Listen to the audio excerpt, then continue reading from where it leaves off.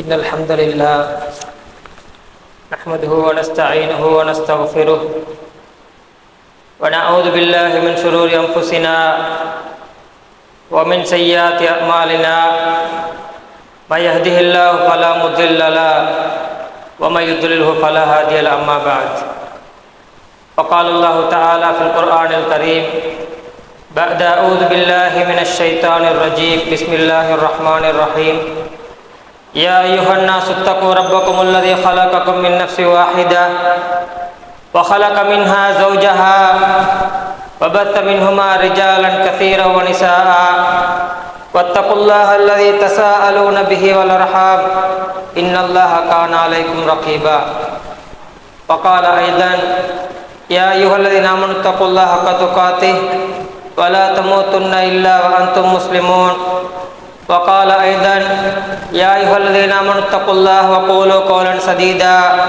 يصلح لكم أعمالكم ويغفر لكم ذنوبكم ومن يطع الله ورسوله فقد فاز فوزا عظيما فإن أصدق الحديث كتاب الله وخير الهدي هدي محمد صلى الله عليه وسلم وشر الأمور محدثاتها وكل محدثة بدعة وكل بدعة ضلالة وكل ضلالة في النار.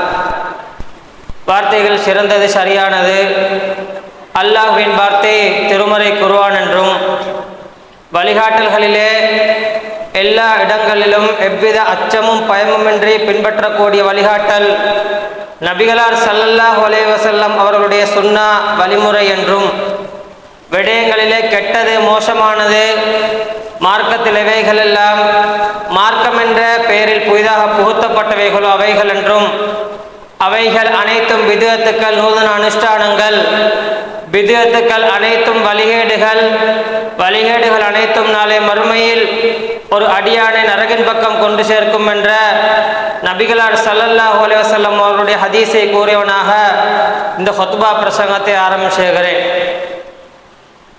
அன்பார்ந்த இஸ்லாமிய சகோதரர்களே, அல்லாஹ்வின் நல்லடியார்களே, அல்லாஹ் தஆலா இந்த உலகத்தில் மனிதர்களை படைத்து அவர்கள் ஈருலகிலும் வெற்றி பெற வேண்டும் என்பதற்காக ஈமான் கொள்ள வேண்டிய அம்சங்கள், ஐம்பெரும் வணக்க வழிபாடுகள் என்று குர்ஆனின் மூலமாகவும் சுன்னாவின் மூலமாகவும் பல விடயங்களை எமக்கு போய்த்திருக்கிறதை பார்க்கிறோம். அந்த அடிப்படையில் ஈமான் கொள்ள வேண்டிய முக்கிய 6 அம்சங்கள், எவனொருவன் அந்த ஈமான் கொள்ள வேண்டிய அம்சங்களில் பிழை விடுகிறானோ அல்லது குறை விடுகிறானோ, குறை வைக்கிறானோ, அவன் தெளிவான உண்மையான மூமினாக மாட்டான் என்பது இஸ்லாத்தின் வகை. அதே போன்று ஈமான் கொள்ள வேண்டிய அம்சங்களில் எவ்வாறு இஸ்லாம் ஈமான் கொள்ள வேண்டும் என்று நபிகளார் ஸல்லல்லாஹு அலைஹி வஸல்லம் அவர்கள் போதித்திருக்கிறாரோ அந்த அடிப்படையில் ஈமான் கொண்டால்தான் நாங்கள் உண்மையான மூமின்களாக மாறலாம் என்பதற்கும் நபிகளார் ஸல்லல்லாஹு அலைஹி வஸல்லம் அவர்கள் பல வழிகாட்டுதல்களை சொல்லி தந்திருக்கிறதை பார்க்கிறோம். அன்பார்ந்த சகோதரர்களே, அல்லாஹ்வின் நல்லடியார்களே, அப்படிப்பட்ட ஈமான் கொள்ள வேண்டிய மிக முக்கியமான அம்சம் நபிமார்களை பற்றி ஈமான் கொள்ளல், ரசூல்மார்களை பற்றி ஈமான் கொள்ளல். அதாவது இந்த உலகத்துக்கு லட்சக்கணக்கான நபிமார்கள் வந்து ஏகத்துவத்தை, இஸ்லாமிய பிரச்சாரத்தை செய்தார்கள், சொன்னார்கள். 25 நபிமார்களுடைய பெயர்களை அல்லாஹ் தஆலா திருமறை குர்ஆனில் பெயரிட்டு சொல்கிறான். இறுதி நபி முஹம்மது நபி ஸல்லல்லாஹு அலைஹி வஸல்லம் அவர்தான் இறுதி நபியாவார். அவருக்கு கொடுக்கப்பட்ட வேதம் அல் ஃபுர்கான், அல் குர்ஆன், இறுதி வேதம். நாங்களும் அதைத்தான் பின்பற்றிக் கொண்டிருக்கிறோம். மறுமை நாள் வரைக்கும் உண்மையான நிலையான சத்தியமான மார்க்கம் அல் குர்ஆன், இஸ்லாம் என்ற அடிப்படை நம்பிக்கை என்னிடத்திலும் இருக்கிறது, உங்களிடத்திலும் இருக்கின்றது. அப்படிப்பட்ட நபிமார்களுடைய நம்பிக்கையில் ஒரு பகுதிதான் முஹப்பத்துர் ரசூல், நபிகளார் ஸல்லல்லாஹு அலைஹி வஸல்லம் அவர்களை நேசம் வைப்பது.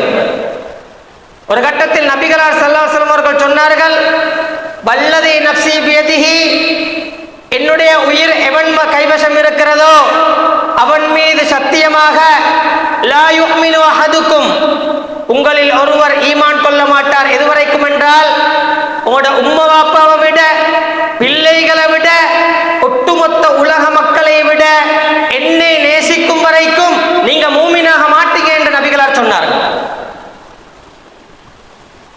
அப்ப எங்களுடைய சொத்துக்கள், எங்களுடைய உறவுகள், எங்களுடைய பெற்றோர்களை விட நாங்கள் நபிகளாரை நேசிப்பது, அன்பு வைப்பது இபாதத். அது ஈமானின் ஒரு பகுதி. நான் நினைக்கிறோம் நாங்கள் நபிகளாரை நேசிக்கிறோம் தானே, அப்படி என்றால் நாங்க பூரணமான நேசம் தேவையில்லை, எங்களுக்கு நம்பிக்கை இருக்கிறது, அது போதும் என்போம். நபிகளாரை நேசிப்பது ஈமானின் ஒரு பகுதி. நபிகளாரை நேசிக்காவிட்டால் எங்களுடைய ஈமானில் குறை இருக்கிறது என்று அர்த்தம், அல்லது எங்களுடைய ஈமான் இன்னும் பரிபூர்ணமாகவில்லை என்று அர்த்தம். ஒரு சஹாபி நபிகளாரிடத்தில் வந்து, யா ரசூலுல்லாஹ் மத்தஸ்ஸா, மறுமை நாள் எப்பொழுது வரும் என்று கேட்டார்கள். நபிகளார் மீண்டும் அந்த சஹாபியை பார்த்து, மா அதத்தலஹா, நீங்க அதற்காக வேண்டி என்ன தயார் செய்து வைத்திருக்கிறாய் என்று கேட்டார்கள். அப்ப அந்த நபித்தோழர் சொன்னார், யா ரசூலுல்லாஹ், நான் தொழுதிருக்கிறேன், ஆனால் சுன்னத்தான நிறைய தொழுகை என்னிடத்தில் இல்லை. நிறைய நோன்புகள் நோட்கள்ல, கடமையான நோன்பு மட்டும்தான் நோட்டு இருக்கிறேன். ஜகாத்தை கொடுத்திருக்கிறேன், பெருசாக நான் அதிகமாக சதக்காக்கள் செஞ்சில்ல. ஆனால் நான் அல்லாஹ்வையும் அவருடைய தூதரையும் நேசிக்கிறேன் என்றார். அந்த நேரத்தில் நபிகளார் ஸல்லல்லாஹு அலைஹி வஸல்லம் அவர்கள் அந்த சஹாபியை பார்த்து, நீ யாரை நேசிக்கிறாயோ அவரோடு சொர்க்கத்தில் இருப்பாய் என்றார். அந்த அடிப்படையில் நபிகளாரை நேசிப்பது என்பது ஈமானின் ஒரு பகுதி. ஒரு கட்டத்தில் உமர் ரலியல்லாஹு அவர்கள் நபிகளார் ஸல்லல்லாஹு அலைஹி வஸல்லம் அவர்கள் கதைத்துக் கொண்டிருக்கிறார்கள். உமர் ரலியல்லாஹு அவர்கள் சொன்னார்கள், யா ரசூலுல்லாஹ், அல்லாஹ்வின் தூதரே, என்னுடைய சொத்தை விட, என்னுடைய குடும்பத்தை விட, என்னுடைய பெற்றோர்களை விட நான் உங்களை நேசிக்கிறேன், ஆனால் என்னுடைய உயிரை தவிர என்றார்கள். உமர் ரலியல்லாஹு அவர்களை பார்த்து நபிகளார் ஸல்லல்லாஹு அலைஹி வஸல்லம் அவர்கள் சொன்னார்கள், உங்களுடைய ஈமான் இன்னும் பூரணமாகவில்லை என்றார். நபிகளார் ஸல்லல்லாஹு அலைஹி வஸல்லம் அவர்களிடத்தில் உமர் அவர்கள் மீண்டும் சொன்னார்கள், என்னுடைய உயிரை விட உங்களை நேசிக்கிறேன் யா ரசூலுல்லாஹ், இப்பொழுதுதான் உங்களுடைய ஈமான் பூர்ணமாக என்று சொன்னார். எங்களுடைய ஈமான் பூரணமாக வேண்டும் என்றால் முஹப்பத் ரசூல் கட்டாயம் இருக்க வேண்டும், நபிகளாரை நேசித்தல் கட்டாயம் இருக்க வேண்டும். சூரத்து தௌபா 9வது அத்தியாயம் 24வது வசனத்தில் இறைவன் சொல்லுகிறான், குல், நபியே நீங்க சொல்லுங்க, இன்கான ஆபாவுக்கும் வ அப்னாவுக்கும் வ இஹ்வானுக்கும், உங்களுடைய பெற்றோர்கள், உங்களுடைய பிள்ளைகள், உங்களுடைய சகோதரர்கள், வ அஸ்வாஜுக்கும், உங்களுடைய துணைவியர்கள், வ அஷீரத்துக்கும், உங்களுடைய குடும்பத்தார்கள், வ அம்பாலுக்கு தரஃப்துமூஹா, நீங்கள் சேமித்து வைத்திருக்கிற சொத்து செல்வம், வ திஜாரத்துன் தக்ஸவுன கஸாதஹா, நஷ்டமடைந்து விடுமோ என்று அஞ்சுகின்ற வியாபாரம், வ மசாக்கின் தர்தௌனஹா, நீங்க நேசிக்கிற வீடு வாசல், இவற்றை அல்லாஹ்வை விட, நபிகளாரை விட, ஜிஹாத் செய்வதை விட நீங்கள் நேசிக்கக்கூடியவர்களாக இருந்தால், ஃபதரப்பசு ஹத்தா யஅதி அல்லாஹு பிஅம்ரி, அல்லாஹ்வுடைய தண்டனையை எதிர்பாருங்கள் என்று அல்லாஹ் தஆலா அந்த வசனத்தில் சொல்லி காட்டுகிறதை பார்ப்போம். அப்ப நபிகளாரை நேசிப்பதை விட பெற்றோர்களை நேசித்தால், நபிகளாரை நேசம் கொள்வதை விட பிள்ளைகளை நேசித்தால், நபிகளாரை நேசம் கொள்வதை விட எங்களுடைய சொத்து செல்வத்தை நேசித்தால், அல்லாஹ் சொல்கிறான், ஃபதரப்பசு ஹத்தா யஅதி அல்லாஹு பிஅம்ரி, அல்லாஹ்வுடைய தண்டனையை எதிர்பாருங்கள், அல்லாஹ் பாவிகளுக்கு நேர்வழி காட்ட மாட்டான் என்று அந்த வசனத்தில் சொல்லி முடிக்கிறார். அப்படி என்றால் நபிகளாரை நேசிப்பது ஈமானின் மிக முக்கியமான பகுதி. அந்த நேசம் இல்லாவிட்டால் அல்லாஹ்வுடைய தண்டனை வரும் என்பதையும் அல்லாஹ் தஆலா சொல்லி காட்டுகிறதை பார்க்கிறோம். அன்பார்ந்த சகோதரர்களே, வஹி இறங்கும் போது இருந்த சஹாபாக்கள் தெளிவாக விளங்கி இருந்தார்கள். நபிகளாரோடு இருந்தார்கள், நேசத்தை வெளிப்படுத்தினார்கள். நபிகளாரோடு இருந்தார்கள், அன்பாக இருந்தார்கள். ஹிஜ்ரி 4வது ஆண்டு பெருமாவுனா யௌமுர் ரஜி என்று சொல்லக்கூடிய சம்பவத்தில் சஹாபா தோழர்கள் சிறைபிடிக்கப்படுகிறார்கள். குறைஷிகளின் மூலமாக சிறைபிடிக்கப்படுகிறார்கள். ஸைத் இப்னு தஸீரா ரலியல்லாஹு அன்ஹு அவர்கள் தூக்கில் ஏற்றப்படுகிறார். அபூ சுஃபியான் இஸ்லாத்துக்கு வரதுக்கு முன்னால ஸைத் இப்னு தஸினா என்று சொல்லக்கூடிய சஹாபியை பார்த்து கேட்கிறார், இந்த நேரத்தில் நீ குடும்பத்தோடு சந்தோஷமாக இருந்து முஹம்மத் என்று நீங்கள் பின்பற்றுகிறீரே, அவரை இந்த தூக்கில் இடுவதை நீங்கள் விரும்புவீரா என்று கேட்டார்கள். ஈமானின் முக்கிய பகுதியாக நபிகளாரை பற்றிய நேசம் இருந்தது அந்த சஹாபாக்களிடத்தில். அந்த சஹாபி அந்த குறைஷி காஃபிர்களை பார்த்து சொன்னார்கள், நான் என்னுடைய குடும்பத்தோடு சந்தோஷமாக இருந்து நபிகளார் ஸல்லல்லாஹு அலைஹி வஸல்லம் அவர்களுடைய வீட்டிலிருந்து அவருடைய காலில் ஒரு முள் குத்துப்படுவதை கூட நான் விரும்ப மாட்டேன் என்றார். அபூ சுஃபியான் ரலியல்லாஹு அவர்கள் ஆச்சரியப்பட்டார்கள். ஒரு சமூகம் இன்னொருத்தரோடு நேசம் வைக்கிறென்றால் இந்த மாதிரி தோழர்களை காணவே இல்லை என்றார்கள். உஹது களம் முஸ்லிம் உறவுகளுக்கு பாரிய இழப்பு.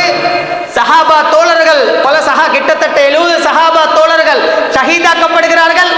பனூ தீனார் கோத்திரத்தைச் சேர்ந்த ஒரு பெண் ஓடோடி வருகிறார். சொல்லப்படுகிறது, உங்களுடைய தந்தை ஷஹீதாக்கப்பட்டு விட்டார், உங்களுடைய மகன் ஷஹீதாக்கப்பட்டு விட்டார், உங்களுடைய கணவன் ஷஹீதாக்கப்பட்டு விட்டார், உங்களுடைய சகோதரன் ஷஹீதாக்கப்பட்டு விட்டார். ஐன யா ரசூலுல்லாஹ், நபிகளார் எங்கே என்று அந்த பெண் கேட்டார்.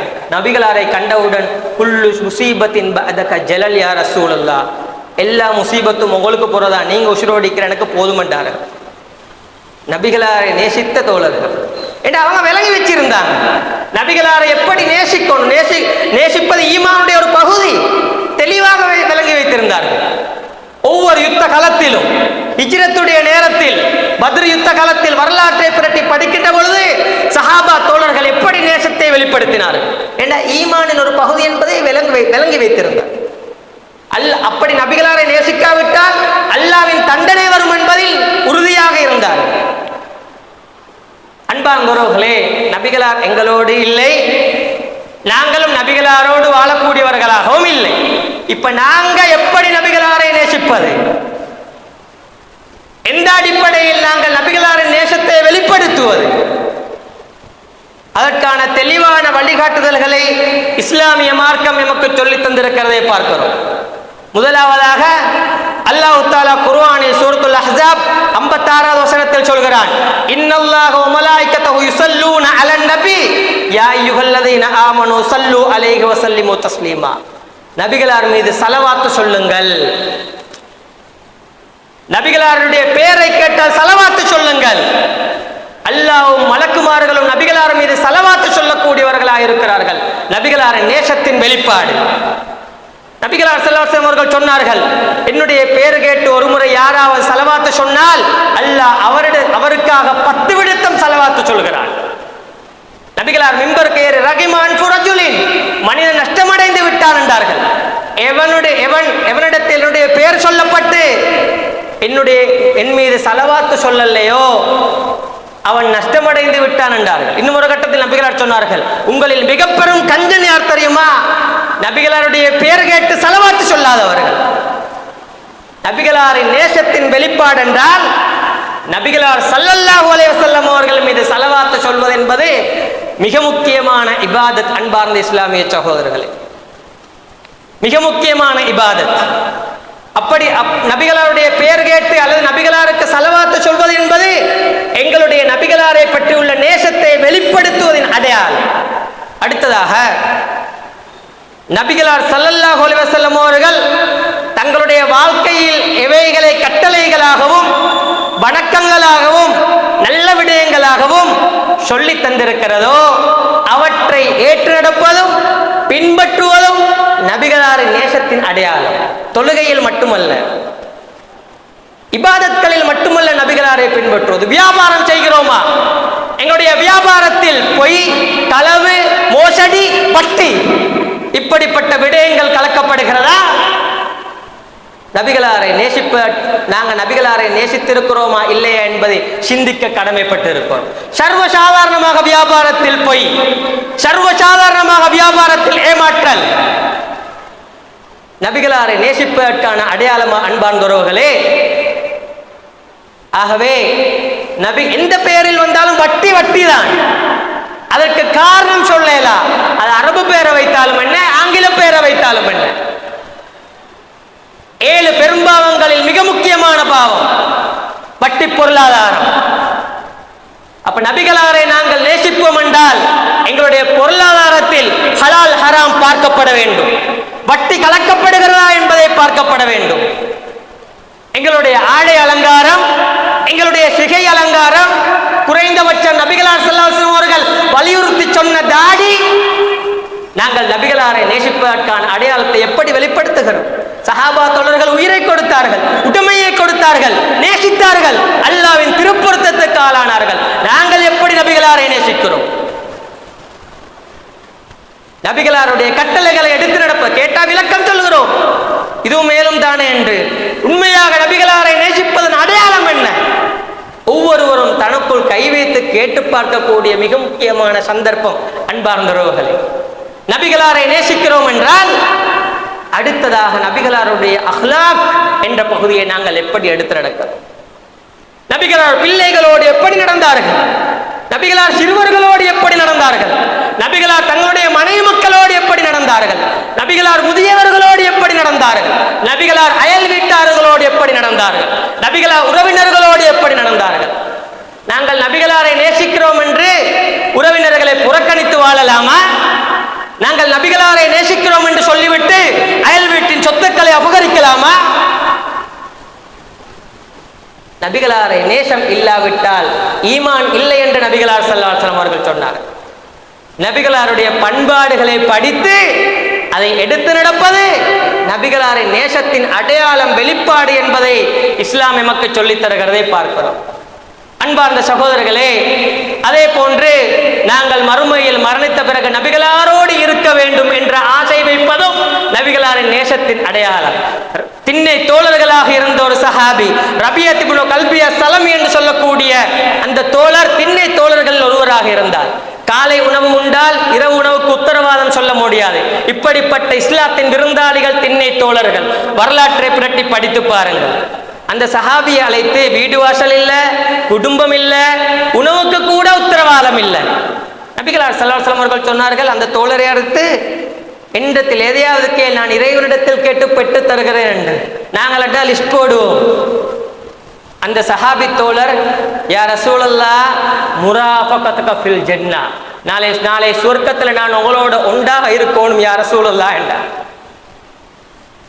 மறாலும் கேட்டாங்க அந்த சஹாபி தோழரை பார்த்து, உனக்கு அது இருக்குது இன்னும் ஒன்றை கேளன், முராஃபகத்துக ஃபில் ஜன்னா, மூன்று விடுத்தமும் உங்களோடு இப்ப நான் ஒன்றாக இருக்கிற மாதிரி நாளை சொர்க்கத்தில் ஒன்றாக இருக்கணும் யா ரசூலுல்லாஹ் என்றாங்க.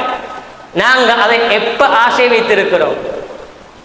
எங்கட பிள்ளைகள ஆசைகளை பார்த்தாலும் நாங்க இங்க போகணும், இதை அடையணும், மூத்தான பிறகு ரசூலுல்லாவோடு ஒன்றாக இருக்கணும் என்ற ஆசை எங்களுடைய முஹப்பத்து ரசூல் நபிகளாரை நேசத்தின் அடையாளம். அன்பார்ந்தவர்களே, இந்நபிகளாரை பற்றி இரக்கம் வரணும் என்றால், அவங்களோடு ஒன்றாக இருக்க ஆசை வரணும் என்றால் நபிகளாரை பற்றிய வரலாறு தெரிந்திக்கணும். இது நபிகளாரை நேசத்தின் இன்னும் ஒரு அடையாளம். தாபியங்களுடைய வரலாற்றை படித்து படிக்கும் பொழுது அவர்கள் சொல்கிறார்கள், குன்னா நுஅல்லிமு சீரத்த நபவிய்யா, நாங்க நபிகளாருடைய சீராவை பிள்ளைகளுக்கு கற்றுக் கொடுத்தோம். என்னமா என்றால் குர்ஆன் எப்படி நாங்க படிச்சு கொடுக்கிறோம் அந்த மாதிரி படிச்சு கொடுத்தோம். எங்கட பிள்ளைகளுக்கு குர்ஆன் ஒவ்வொரு சூறாவையும் விளக்கம் சொல்ற மாதிரி ரசூலுல்லாஹ்வுடைய வரலாறு சொல்லிக் கொடுப்போம் என்றாங்க. எங்கட பிள்ளைகளுக்கு ரசூலுடைய வரலாறுல எந்த சம்பவம் தெரியும்? எங்களுக்கு என்ன தெரியும்? நபிகளார் கலந்து கொண்ட யுத்தம் என்றால் பத்ர் என்போம், உஹத் என்போம், கூடுதலா போனா கந்தக் யுத்தம் என்போம். இதை தவிர வேற என்ன வரலாறு தெரியும்? சஹாபாக்களுடைய 5 பேரு பட்டியலிட்டால் 6வது யோசிக்கிறோம். நபிகளாரை நேசிப்பதின் அடையாளமா? நபிகளாருடைய வரலாறு உங்களுடைய பிள்ளைகளுக்கு எவ்வளவு தெரியும்? ஆனா எங்கட புள்ள படிக்கணும், நல்லா இருக்கணும். நாங்க ரசூலுல்லாஹ்வுடைய வரலாறு தெரியாவிட்டால் நாங்க ரசூலுல்லாஹ்வை நேசிக்கல. எங்கட பிள்ளைகள் உண்மையாக ரசூலுல்லாஹ்வை நேசிக்கல. ரசூலுல்லாஹ்வை நேசிக்காவிட்டால் ஈமான் பரிபூர்ணமாகாது, அல்லாஹ்வின் தண்டனை வரும். சில நேரம் வீட்டுக்குள்ள பிரச்சனையா இருக்கும், முஹப்பத்து ரசூல்ல தெளிவில்ல, குடும்பத்துல பஞ்சமாக இருக்கும், முஹப்பத்து ரசூல்ல நீட் தெளிவில்ல, இதுக்கு பரக்கத் இல்ல. காரணம் என்ன? நபிகளாரை பற்றிய நேசத்தில் உண்மை இல்லை. நபிகளாருடைய வரலாறு படிப்பது என்பது நபிகளாருடைய நேசத்தின் வெளிப்பாடு. அன்பார்ந்தோர்களே, அதே போன்று நபிகளாரின் நேசத்தை வெளிப்படுத்துவோம் என்றால் நபிகளார் யாரை நேசிக்க சொன்னார்களோ அவர்களை நேசிக்க வேண்டும். ஒரு கட்டத்தில் அலி ரலியல்லாஹு அவர்களை நானும் நேசிக்கிறேன், நீங்களும் நேசியுங்கள் என்றார்கள். ஹசன் ஹுசைன் ரலியல்லாஹு அவர்களை நானும் நேசிக்கிறேன், நீங்களும் நேசியுங்கள் என்றார்கள். லா தசுப்பு அஸ்ஹாபி, என்னுடைய தோழர்களுக்கு ஏச வேண்டாம் என்றார்கள். அன்சாரிகளை பார்த்து அல்லாஹ் பாவம் மன்னிக்கட்டும் என்று துஆ செய்தார்கள். சஹாபா தோழர்களை நேசிப்பதும் அவர்களுடைய வரலாற்றை படிப்பதும் நபிகளாரின் நேசத்திற்கான அடையாளம். அன்பார்ந்தவர்களே, அதே போன்று நபிகளார் யாரை வெறுத்தார்களோ அவர்களை வெறுத்து நடப்பதும் அவர்களுடைய வழிகாட்டல்களை எடுக்காமல் இருப்பதும் நபிகளாரின் நேசத்தின் மிக முக்கியமான அடையாளம் என்பதை ஞாபகப்படுத்திக் கொள்ள கடமைப்பட்டிருக்கிறேன். அன்பார்ந்த சகோதரர்களே, இப்படி நாங்கள் நபிகளாரின் நேசத்தை வெளிப்படுத்தினால்தான் நாங்கள் ஈமானில் பரிபூர்ணமாகுவோம் என்பதை இந்த சஹாபாக்களுடைய வரலாற்றின் மூலமாகவும் ஹதீஸ்களின் மூலமாகவும் நமக்கு தெளிவடைய முடிகிறது. அல்ஹம்துலில்லாஹ் வஸ்ஸலாத்து வஸ்ஸலாமு அலா அஷ்ரஃபில் அன்பியா வல் முர்சலீன் வ அலா ஆலிஹி வ ஸஹ்பிஹி அஜ்மஈன். அம்மா பஅத். அன்பார்ந்த இஸ்லாமிய சகோதரர்களே, அல்லாஹ்வின் நல்லடியார்களே, நபிகளாரின் நேசம் என்பது ஈமானின் மிக முக்கியமான பகுதி. எங்களிடத்தில் நபிகளாரை பற்றி ரசூல்மார்களை பற்றி ஈமான் பரிபூர்ணமாக வேண்டுமென்றால் நபிகளாரை நேசம் இருக்க வேண்டும், அதில் பூரணமானவர்களாக இருக்க வேண்டும். அவ்வாறு இல்லாத பட்சத்தில் நபிகளார் ஸல்லல்லாஹு அலைஹி வஸல்லம் அல்லாஹ் குர்ஆனில் சொல்கிறதை போன்று அல்லாஹ்வுடைய தண்டனை எமக்கு வரும். அல்லாஹ் பாதுகாக்க வேண்டும். அன்பார்ந்த உறவுகளே, நபிகளாரை நேசிப்பதின் மிக முக்கியமான பகுதி ஒரு அடையாளம். நபிகளார் வெறுத்தவர்களை வெறுப்பது, அவர்களுடைய கலாச்சாரங்களையும் வெறுப்பது. நபிகளார் ஸல்லல்லாஹு அலைஹி வஸல்லம் வாழ்க்கை வரலாற்றை பிரட்டி படிக்கின்ற வேளையில், பிரட்டி பார்க்கின்ற வேளையில் நபிகளார் ஸல்லல்லாஹு அலைஹி வஸல்லம் அவர்கள் திருமணம் முடித்து வந்த ஒரு சஹாபியை கண்டால் வாழ்த்து சொல்வார்கள், விஷ் பண்ணுவார்கள். வியாபாரத்தில் நல்ல ப்ராஃபிட் எடுத்துக்கு வந்தால் அவங்களுக்கு விஷ் பண்ணுவாங்க. சந்தோஷமான விஷயங்கள் நடைபெற்ற பொழுது சஹாபா தோழர்களுக்கு பல கட்டங்களில் துஆ செய்தார்கள் நபிகளார் ஸல்லல்லாஹு அலைஹி வஸல்லம் அவர்கள். வரலாற்று நெடுகிலும் பார்க்கலாம், நிறைய கட்டத்தில் துஆ செய்தார்கள். எந்த ஒரு சஹாபியையும் பார்த்து, எந்த ஒரு மனிதரையும் பார்த்து நபிகளார் ஸல்லல்லாஹு அலைஹி வஸல்லம் அவர்கள் உங்களுடைய பிறந்த தினம் அல்லவா, உங்களுக்கு நான் துஆ செய்கிறேன் என்று நபிகளார் எந்த கட்டத்திலும் சொல்லவில்லை. அந்த வழிகாட்டலையும் சொல்லித்தரவும் இல்லை, காட்டித்தரவும் இல்லை. சஹாபாக்களும் நபிகளோடு வந்தார்கள், உங்களுடைய பிறந்த நாளைக்கு நான் விஷ் பண்ணுகிறேன். ஒரு சஹாபியும் அந்த வழிகாட்டலை எமக்கு சொல்லித்தரவில்லை. தாபியீன்கள் சஹாபாக்களோடு இருந்தார்கள், இவர்களிடத்தில் இந்த வழிகாட்டலே இருக்கவில்லை. அன்பார்ந்தவர்களே, ஆகவே பிறந்த நாளைக்கு விஷ் பண்ணுவது என்பது, பிறந்த நாளை கொண்டாடுவது என்பது நபிகளாருடைய வழிகாட்டலில் கொண்டாட்டமாக காட்டித்தரப்படவில்லை என்பதை ஆரம்பத்தில் ஆழமாக பதிய வைத்துக் கொள்ளுங்கள். அதே போன்று நபிகளார் ஸல்லல்லாஹு அலைஹி வஸல்லம் அவர்கள் திங்கள் வியாழன் நோன்பை பற்றி சொல்கின்ற பொழுது நான் பிறந்த தினம் திங்கட்கிழமை என்றார்கள். ஆனால் இஸ்லாத்தில் இரண்டு கொண்டாட்டங்களை அனுமதித்திருக்கிறதை பார்க்கிறோம், கட்டாயப்படுத்தியிருக்கிறது.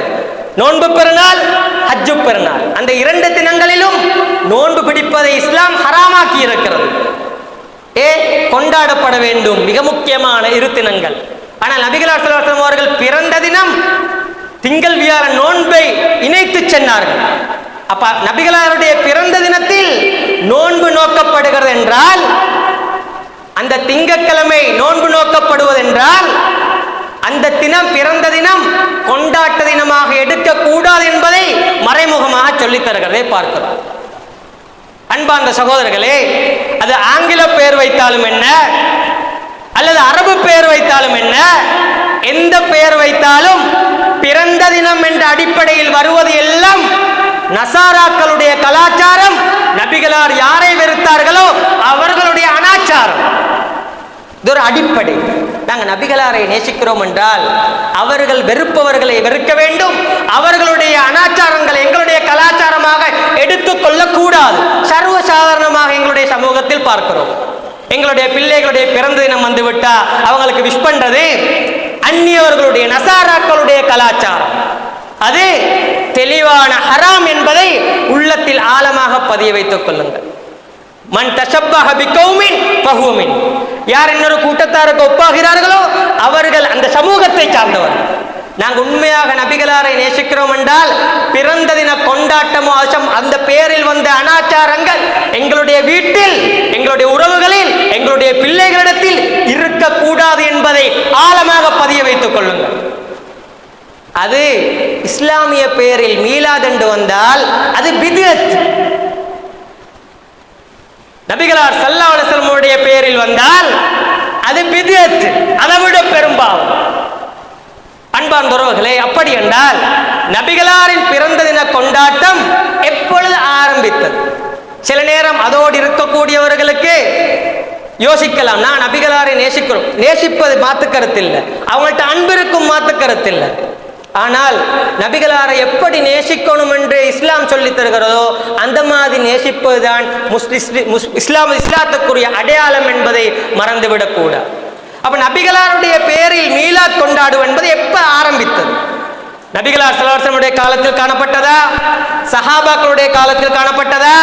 தாபீங்களுடைய காலத்தில் காணப்பட்டதா? எவர்களுடைய காலத்திலும் இப்படிப்பட்ட அனாச்சாரம் காணப்படவில்லை. எப்பொழுது ஆரம்பித்தது? 3ஆம் நூற்றாண்டு 322ஆம் ஆண்டு, ஹிஜ்ரி 322ஆம் ஆண்டு மிஸ்ர் என்ற நகரில் உருவாக்கப்பட்ட மிக முக்கியமான கலாச்சாரம். அது ஃபாத்திமியாக்களில் ஒரு பிரிவினரான உபைதியாக்கள் என்று சொல்லக்கூடியவர்களால் அறிமுகப்படுத்தப்பட்ட ஒரு விடயம். ஏன் அறிமுகப்படுத்தப்பட்டது, எப்படி அது பரவி காணப்பட்டது நான் சுருக்கமாக சொல்றேன், வரலாற்றை புரட்டி படியுங்க. அதாவது அந்த காலத்தில் இஸ்லாமிய ஆட்சி, அப்பாசியாக்களுடைய ஆட்சி முழு உலகமும் பரவி இருந்த காலம். ஃபாத்திமியாக்கள் மிஸ்ருடைய ஆட்சியை கைப்பற்றுகிறார்கள். அவர்கள் யார் என்று கேட்டால் அப்துல்லா இப்னு மைமூன் அல் கத்தா என்று சொல்லக்கூடிய குஃப்ரை உள்ளத்தில் மறைத்துக் கொண்டு வெளியில் முஸ்லிமாக நடித்த ஒரு யூதன். அவர்களுடைய பரம்பரையில் வந்தவர்கள் ஃபாத்திமியாக்கள், உபைதியாக்கள். இன்னும் ஒரு வழியில் சொல்ல போனால் ஷியாக்களில் மிக படுமோசமானவர்கள். ஷியாக்களில் மிக படுமோசமானவர்கள். ஷியாக்கள் யார் என்பதையும் தேடி படித்து பாருங்கள். அப்ப இவர்களுடைய அந்த பிரிவினர்கள் ஒருவராக இருந்த அல் முஇஸ்ஸு லிதீனில்லாஹ் என்று சொல்லக்கூடிய அரசன் மிஸ்ரை ஆட்சி செய்து கொண்டிருந்தான். இப்ப அந்த அரசனுக்கு எதிராக, அந்த ஆட்சியாளனுக்கு எதிராக ஊர் மக்கள் எல்லாம் கிளர்ந்தெழுப்ப எதிராக வரப்போகிறார்கள். இப்ப இவர் பார்க்கிறாரு, எனக்கு எதிராக சமூகம் வரப்போகிறது, இப்ப நான் இதற்கு மாற்றீடாக ஏதாவது ஒரு டொப்பிக்கை கொண்டு வரணும். அந்த காலத்திலே மத அரசியல், இப்பொழுது மத அரசியல். ஆட்சிக்கு சார்பாக இருந்தால் அதுதான் பேசுபொருள், எதிராக இருந்தால் ஒரு முக்கியமான ஒரு விடயத்தை பேசுபொருளாக கொண்டு வருவார்கள். அந்த காலத்தில் அந்த ஆட்சியாளன் அதைத்தான் கடைபிடித்தான். எனக்கு மக்கள் எல்லாம் எதிராக வராம ஒரு பேசுபொருள் ஒன்று கொண்டு வரணும். அவர்கள் யூத கலாச்சாரத்தை பின்பற்றி வாழ்ந்த அந்த அரசன் என்ன செய்தார்கள் என்றால் புது வருட பண்டிகையை துவங்கினார்கள். அலி அவருடைய மௌலூது மீலாத் என்று சொல்லி அதை அறிமுகப்படுத்தினார்கள். ஹசன் ஹுசைன் அவர்களுடைய மீலாது மௌலூத் என்பதை அறிமுகப்படுத்தினார்கள். நபிகளார் ஸல்லல்லாஹு அலைஹி வஸல்லம் பிறந்த தின கொண்டாட்டம் என்பதை அறிமுகப்படுத்தினார்கள். இப்ப அந்த ஊர்வாசிகள் எல்லாம் அதுல பிஸி ஆகிட்டாங்க. இப்ப இந்த ஆட்சியாளருக்கு எதிராக வரக்கூடிய விடயம் ஆஃப் ஆகிட்டு. அப்படி உருவாக்கப்பட்டது இந்த மீலாத் கொண்டாட்டம். அன்பார்ந்தவர்கள், பின்பு 4வது நூற்றாண்டு, 5வது நூற்றாண்டு, 6வது நூற்றாண்டு வருகின்ற பொழுது ஈராக் என்ற நகருக்கும் பரவியது. அந்த ஈராக்கில் வாழ்ந்த ஆட்சியாளன் என்ன செய்தான் என்றால் அவனுடைய ஆட்சியை தக்க வைத்துக் கொள்வதற்காக, அவன் புகழடைவதற்காக, அவனுடைய பிறந்த நாள் தின கொண்டாட்டம் கொண்டாடப்பட வேண்டும் என்பதற்காக நபிகளாரை கோர்த்தார்கள். நபிகளாருடைய பெயரில் நாங்கள் மீலாத் கொண்டாடுவோம் என்பதை அவர்கள் அறிமுகம் செய்தார்கள். நபிகளாரோடு பெயரோடு ஆரம்பித்தது, அந்த ஆட்சியாளருடைய பெயரோடு முடிவடைந்தது. எல்லோரும் பிறந்த நாள் தினத்தை கொண்டாட ஆரம்பித்து விட்டார்கள். இது வரலாறு. அன்பார்ந்தவர்களே, நபிகளார் ஸல்லல்லாஹு அலைஹி வஸல்லம் அவர்களுடைய காட்டித்தரால அவர்களோடு உயிரை விட நேசித்த சஹாபாக்கள், ஒவ்வொரு யுத்த களத்திலும் வெளிப்படுத்தின சஹாபாக்கள் கொல்லாத நேசமா எங்களிடத்தில் அவர்கள் அந்தந்த சந்தர்ப்பங்களில் நேசத்தை வெளிப்படுத்தினார்கள். ஒவ்வொரு கட்டத்திலும் வெளிப்படுத்தினார்கள். அவர்களை விட எங்களுக்கு நேசமா? அன்பார்ந்த உறவுகளே, ஆகவே நபிகளாரை நேசிப்பதென்றால் இஸ்லாம் எப்படி சொல்லித் தருகிறதோ அப்படி நேசிக்க வேண்டும். பெற்றோர்களுக்கு மரியாதை செலுத்த வேண்டும். இஸ்லாம் சொல்லித் தருகிறது, கடமையாக்கி இருக்கிறது. அவர்கள் கால விழுந்து கும்பிடுவது ஹலாலாகுமா? கேட்டா நேசம் என்றோம். கால விழுந்து கும்பிடலாமா? அது இணை வைப்பு. அப்ப எந்த அளவுக்கு இஸ்லாம் எப்படி நேசிக்க வேண்டும் சொல்லித் தருகிறதோ அப்படி நபிகளாரை நேசிப்பதுதான் உண்மையான நேசத்தின் அடையாளம், நேசத்தின் வெளிப்பாடு. அன்பார்ந்த உறவுகளே, அப்படி என்றால் நபிகளார் ஸல்லல்லாஹு அலைஹி வஸல்லம் அவருடைய பிறந்த நாள் கொண்டாட்டம் அதை கோலாகலமாக கொண்டாடுவது என்பது ஒரு முஸ்லிம் செய்யக்கூடாத, தவிர்த்து கொள்ளக்கூடிய விடயம் என்பதும் எமக்கு தெளிவாக விளங்குகிறது. அதே போன்று நாங்கள் அந்த கொண்டாட்டங்களில் கலந்து கொள்ளாவிட்டாலும் பரவாயில்லை, நாங்கள் எங்களுடைய பிள்ளைகளை அப்படியான ஃபங்க்ஷன்களுக்கு அனுப்புவோம். பாடசாலைகள் அப்படியான போட்டிகள் வைக்கப்பட்டால் அதுக்கு நாங்கள் அனுப்புவோம் என்றால் அதுவும் ஷியாக்களுக்கு ஒத்துழைப்பதற்கு சமன் என்பதை மறந்து விடாதீர்கள். நாங்கள் உண்மையாக நபிகளாரை நேசிப்போம் என்றால் இஸ்லாம் நபிகளாரை எப்படி நேசிக்க வேண்டும் என்று சொல்லித் தருகிறதோ அதை படித்து நாங்கள் நபிகளாரை நேசிக்கக்கூடியவர்களாக மாற வேண்டும்.